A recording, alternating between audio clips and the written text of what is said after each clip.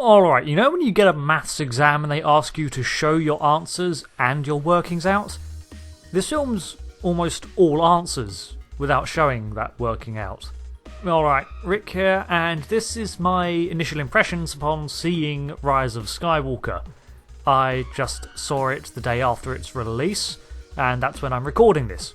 I've avoided reviews going into it because I didn't want to know anything about it, because I was aware that there were spoilers floating around out there and I just wanted to avoid everything and go in blind. This is unscripted, so it's going to be a bit more rambly than usual as well, and saying that I avoided the reviews to sort of avoid expectations is not quite true. I had expectations going in. It would be a lie to say otherwise. I mean, it was advertised as the conclusion to the Skywalker saga. It's the big ending event, so of course I had expectations going in. I didn't go in neutral. So I've made some notes, but like I say, this is mostly unfiltered and it's going to be spoiler free until I say otherwise halfway through or towards the end or whatever. So, after the first viewing, I left feeling mixed. I wasn't quite sure how I felt and it took me a long time to process it. And honestly, I think that's in large part due to how quickly everything is presented to you. If you want answers, this film has them. It discusses Rey's lineage, it explains the connection between her and Kylo Ren. There is a lot in here that does get answered. I can't really go into any more without spoilers, so I'm just going to leave it there for now.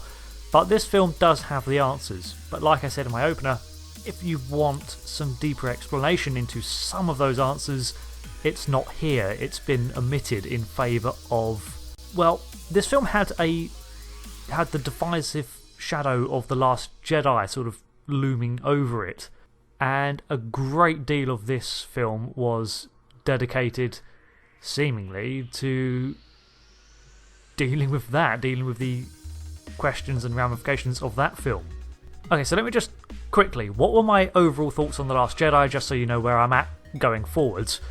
Overall, I liked it while I was watching it. I enjoyed the film, but it had two big issues for me, and that was the way Luke saved everyone without violence. That was awesome, but he didn't need to then just die afterwards. I was annoyed with Luke being killed off.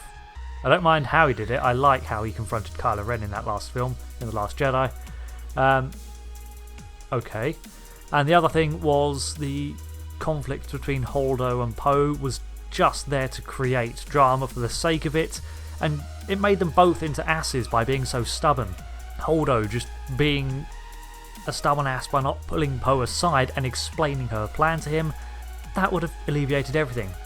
Yes, she didn't need to, and Poe was being an ass by insisting it and definitely going behind her back of the commanding officer. That was stupid, and ultimately his whole plan to Canto Bight, that led nowhere, and that was all pointless. The whole situation could have been avoided if Holdo had pulled him aside and said something like, "I am not telling you what I'm going to do, because I think there's a spy on the ship, and that is why we're being tracked through hyperspace. This hyperspace tracker thing might be complete nonsense, and I'm concerned that we have a infiltrator. That's why I'm not telling anyone my plan. Now shut up and fall in line." Solved. That would have been fine. And that's like a logical thing that would have made complete sense within The Last Jedi. I'll leave it there. So Last Jedi was a very mixed bag for me. I overall enjoyed it, but the things that I found wrong with it stuck out for me and I couldn't let go of. So that's where I was for that film. Let's leave that there and move on. Rise of Skywalker, right off the bat, is moving very fast. The opening crawl addresses the return of Palpatine, which isn't a spoiler because it's all over the advertisements and all the media leading up to the film's release, and I feel that the suspense built up by us, the audience, knowing that Palpatine is coming back, knowing about the return of Sidious, is treated as a given for this film. This film's opening crawl basically says, you know he's back, the galaxy knows he's back, we're all in the same boat, okay, let's go. It doesn't give any gravitas or anything towards the return of the Galactic Emperor. Like 20 years or 25 years after his supposed death, he's back, and I would love to have seen that. I would love to have seen the galactic shock at the return of Darth Sidious. But we don't get to see that. That just flashes by in a bit of text. It just says, oh, by the way, in the year between the two films. This happened, we're all on the same page now, let's just carry on with the film. And that is this film's biggest flaw. This could easily have been two films. And by that I mean the analogy that I mentioned earlier. You know, like about how it needed to show it's working out. This film is full of answers and resolutions, and that's fine. But a lot of them we don't know how we got there, and I can't go into more details just yet, but a lot of the answers just felt devoid of context.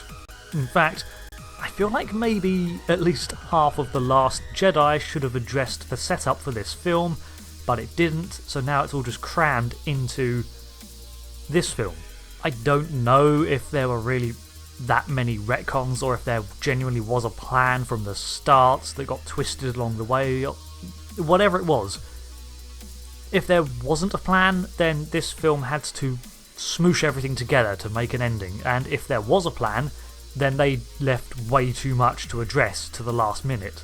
That's the Rise of Skywalker's biggest issue, is that it's just so cramped, and that pace doesn't really let up.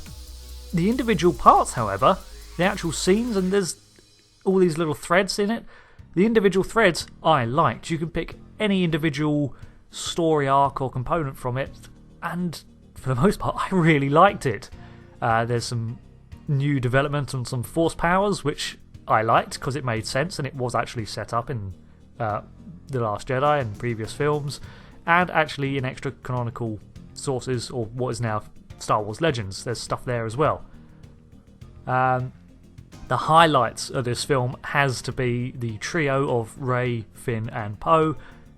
Keeping them together for the majority of the story works really well. They play off each other, I like their banter, and to be honest, most of the humour is based around sort of like that friendship, friendly banter, with them maybe snapping at each other a bit, and I liked that. That was good. In fact, out of all of these new trilogy films, this is probably the most alive I've felt their characters. My favourite from them all has always been Finn, but I think in this one as well, this is where I liked Rey the most, and I liked Poe the most, because they had a lot to do, and it really worked. Keeping them together, they could quite easily, I don't think this is going to happen, but they could quite easily be the trio of a new generation of films going forwards. It's a bit of a shame that it took it this long to nail that formula and get it in the last film of this trilogy. You know, they should have been the core of all of them, but that's not happened. It's not until now that I feel like I've really clicked with them. However, touching on the characters, the supporting roles are kind of wasted. Again, because there's just not enough screen time to go around. All the new characters that were introduced, honestly, several of them could have been cut and just go. They didn't need to be there. Some of them are literally almost pointless. There was no point for them being there at all. They serve no purpose. You know, they could have been replaced by readily established characters from even The Last Jedi. I'm going to feel like an ass saying this as well, but Leia's scenes, you could tell that they were inserted after the tragedy. I don't really feel that there's any blame to be put down there. There's no point in saying, oh, well, they could have done better, because I don't think they could. I think with what happened, they did the best that they could with it, and I can't see a way of them really doing it otherwise without throwing the character to the wind. Which they don't. They do treat it with respect. It's just, I don't know if it's just me, but I could feel very conscious of the fact that Carrie Fisher had passed. So, yeah, it was pretty sad. They had to have a lot of characters and things working around the dialogue that was already recorded, and it really did show, but what else could you do? Anyway, I'm probably going to start touching on spoilers now, so just to let you know, if you've not seen it yet, this is your jumping off point, and I'm going to go see it again over the weekend. So, actually, probably as you're watching this, I'll probably be going to see it again. Okay, so, spoilers now. Right, 3, 2, 1. So, like I said, if you want answers, this film does have them. Rey is a Palpatine. Her and Kylo are always matched because of their Force bond, which is a literal dyad in the Force, a pairing of like fates and connection between Palpatines and Skywalkers. And this probably leads to the reason for their strange Force abilities, their linked minds, her ability to quickly replicate anything Kylo Ren can do, her ability to like match as Kylo Ren excels, she rises to match him because they are so tightly bound in the Force that they're practically linked. However, that is me adding context to this answer and making presumptions because the film does not say that directly, but it offers it out there as maybe it's like, here's the answer, this is why they are bonded. There you go. They're a I think he calls it a dyad in the Force. This is why she's as powerful as she is, because she's a Palpatine, and this is why she can learn so quickly, because she's linked to Kylo Ren. This is why they're like this. But it doesn't exactly tell you how that happened. It doesn't tell you explicitly that that's the reason for her being so powerful. It's just sort of hinted at. And normally I'd be okay with that sort of things, but the film also makes the choice to waste time doubling us down, chooses to waste time on other elements of things by both telling us things and showing us. They tell us that Palpatine was Snoke. You see it in the trailers. In the first scene that gets released, Kylo Ren finds Palpatine and he says that he's every voice he's heard inside his head, and then they show us the jar of Snokes, like in the lair, like the Snoke clones. You didn't need to do both. You could have just shown us Kylo noticing the Snokes in a jar, and then that would have been enough. We'd have put it together from that. Instead, they double down on it twice in that scene. They could have, in a film that's so desperate for time as it is, they could have scrapped bits like that and instead replaced it with something else, something that needed explaining. For example, we're not taught or told how Palpatine survived. We have no idea where this giant-ass fleet he's got came from. This fleet is so much bigger than the First Order, because that's how he lures over Kylo Ren. He's like, oh, you want to kill me? I've got this big armada out here, just waiting for a captain. Huh? But where did it come from? He's obviously spent the last years in hiding building this, but we're expected to believe that he spent the last few years building this from nothing because he enacted Operation Cinder, which destroyed almost everything to do with the Empire. And the remnants were the First Order who fled. So we're expected to believe that alongside that tiny little remnant of the First Order, which had nothing to do with Palpatine's fleet, that Palpatine somehow managed to build an entirely new fleet, staff it, arm it all with planet-killing Death Star-type cannons, all in secret on the planet Exegol. Where did all this come from? And the Rey being a Palpatine issue, clearly that's a big reveal and a big deal for the character. It's made quite clear that she's, no matter what they say, still hung up on the fact that she's, in theory, a nobody, or that she has no idea who her parents are. It still bugs her, it still drives at her, and it would. But again, they double down on that quite a bit, and they could have maybe trimmed that back in favour of actually explaining how Palpatine got set up out here. This film's strongest point, though, The Rise of Skywalker's strongest point is, I think, its characters. They do really work for what little time they're on screen.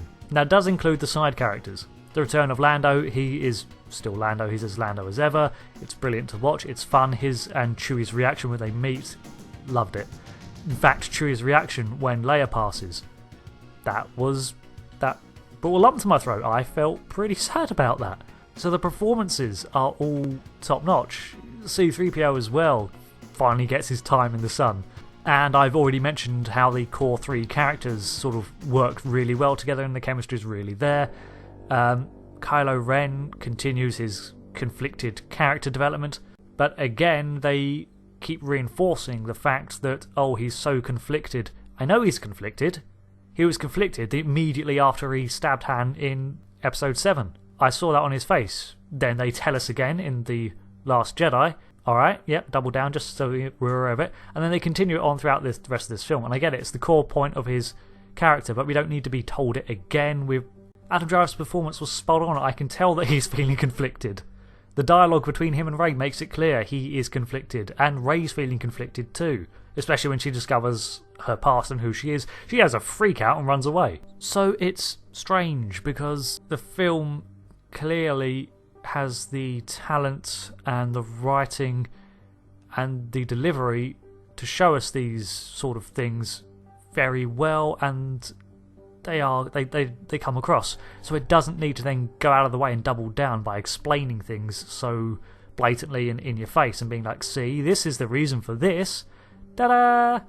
And it comes off as a bit pandery, a bit desperate to be liked. I don't know. It's hard not to look at this film as a reaction to the feedback of The Last Jedi.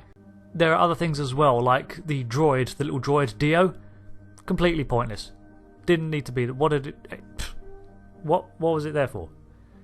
The droid itself served no purpose. It delivered a bit of information, I think, at some point, but that didn't need to come from the droid. Some of the new characters that get introduced, you didn't even really need two characters there. You could have just had it all as one character. I feel like they're all introduced into the films for the potential for spin-offs down the line. But that's a poor reason for introducing a character, especially if you're not going to give them the screen time they need to be really developed, to be properly fleshed out.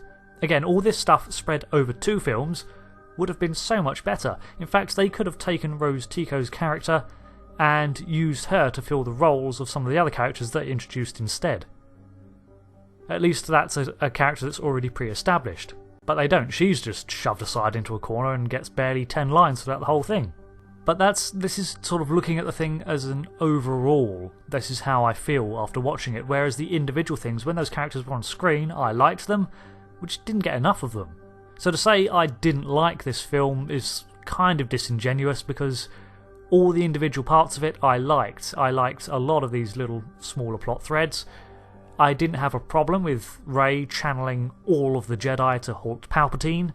I didn't have a problem with the new Force powers that got displayed, where they're able to teleport things between them, or stuff that's between them gets thrown to different locations depending on where they are. Because again, as far as I can tell, that's a side effect of their weird Force bond, and that's not a common thing in the Force. That's just something that happens between these two. I liked all this sort of stuff. I liked Palpatine's over-excessive Force storm that he calls, that almost brings down the entire Resistance fleet. In fact, it does until he's stopped. I mean, I'm guessing that he was able to do that because the planet Exegol is like this Sith hidden capital or temple, and it's like a dark side nexus full of dark energy.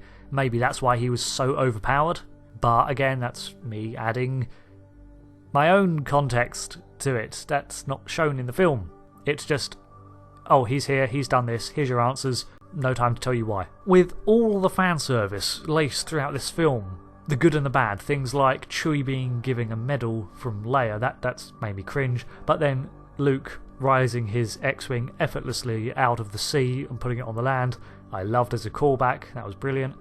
Of all of those moments throughout Rise of Skywalker, the final confrontation between Rey and Palpatine was the moment where they could have indulged the fandom and it worked. They don't do that though. They thread all this fan delivery and all these winks to the audience and its legacy throughout the film, but they don't indulge at the one point where they have an excuse to indulge at the very climax. I wanted Force ghosts to appear. I wanted to see all the Jedi sort of materialise behind Rey, so that when she says she's all the Jedi, we have a visual representation of her being reinforced by generations of Jedi warriors fighting against this one nexus of dark side Sith. Instead, we get some voice work from lots of different actors basically lending their support in spirit, and I don't know, I'd like to have seen it visually. I guess that doesn't really change anything, them actually being there. That's just a preference that I'd like to have seen. But hey, they did what they did, and overall it's the same game, it's just the pieces were a bit different. Like I say, it is hard not to see this film as anything but a direct response to The Last Jedi. And it literally has someone toss Luke's lightsaber and him catch it and then chastise Rey for trying to throw it away. Kylo actually repairs the helmet that he smashed to pieces originally.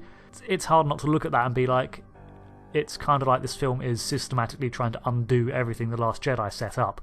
Overall, I think this film was either left with or took on too much to handle in one go, with scenes fleeing by and even the slower moments just sort of rushed past. But examining the plot points on their own, I really like. Like I said, I've already been through this. I like the characters, I like the developments that they go through. It's just there wasn't enough of them, especially the side characters. The evolution of Rey and Kylo's Force bond was natural and didn't come off as too weird. Despite the fact it's a power we've never seen before, they introduced it gradually back in The Last Jedi with water splashing on Rey and then Kylo looking at his hand and seeing he's actually got droplets of water there. Like it's not a vision, they were actually there. And that escalates in this as Rey's power grows as well, because she spent the last year training. She's grown in scale as well. And the fight between them on the Death Star's ruins, that was amazing, especially the symbolism throughout that fight. She's gone aggressive. She's struggling with her own anger, which is obviously the path to the dark side. She force pushes Finn away, who in many ways is sort of like the one that's been there. He's the one that has faith in her to stick to the light and stick to the truth, and she shoves him away. She fights Kylo Ren very aggressively, and then, of course, during the midst of that conflict, Leia passes in order to basically reach out and distract Ben Solo. And it does. He notices that Leia's passed before Rey does, because Rey is so wrapped up in her anger and trying to defeat Kylo Ren that she doesn't even notice that Leia's just passed, despite the supposed connection that she feels with Leia. And it's Kylo Ren who notices that first, and that distraction gives Rey enough time to stab him with his own red lightsaber. Not with blue. By this point, she's wielding red lightsabers, and she stabs him. And the symbolism there is really spot on. The fact she's wielding the red, the fact that she's succumbing to her anger, and it's clouded her to sensing Leia, because immediately after it's done, she then senses that Leia's passed. And that brings her back to her senses, and she heals Kylo Ren, which then leads to his redemption arc, sort of almost coming full circle, when he then confronts his father's, I guess, Force vision, ghost, echo, not sure.